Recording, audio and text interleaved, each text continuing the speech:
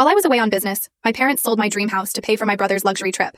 You know that feeling when you've poured your entire soul, every drop of sweat, into building something from the ground up, something that represents everything you've fought for? I had that. It was my craftsman house. But then, I returned from a 6-week business trip, not to the warmth of my home, but to an icy betrayal. My own parents had sold it, to fund my lazy brother's lavish vacation and their shiny new cars. What they didn't know? That cold, calculated act wasn't just stealing my dream. It was about to unleash a devastating clause in my grandfather's will, a clause that would strip them of everything they thought they were entitled to. My name is Garrett Miller, and at 34, I'm an international marketing consultant. I've been fiercely independent since I was 18, when I left my middle-class Pasadena home to forge my own path.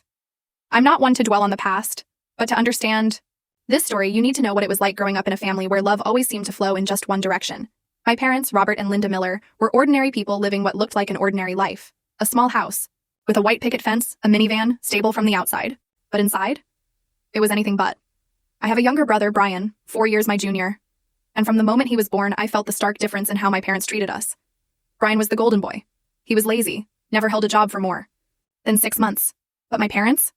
They always sheltered him, always made excuses. Brian's still finding his way. My mother would coo, even when he quit his 5th job because his boss didn't understand him. Meanwhile, I was paying my own way through college, juggling 3 jobs, waiting tables, delivering packages, office assistant, just to graduate debt-free. I didn't resent it, though. I believed in hard work, in earning my keep, and I had one person who always believed in me, my grandfather Norman. Grandpa Norman was my rock. A tough man who worked in construction, with rough hands but the warmest heart. He'd sit with me on the porch, telling stories of how he built his life from nothing.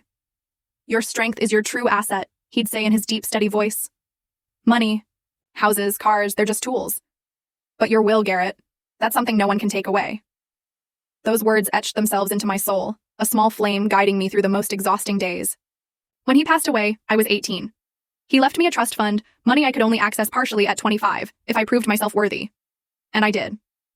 After 7 relentless years, I used part of that trust for a down payment on an old craftsman house in the Pasadena suburbs.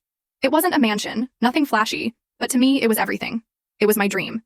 A single-story wooden home with a wide porch, stained glass windows, and a small backyard garden. It was old, yes, it needed repairs, but I loved every crack in the full story video added in below.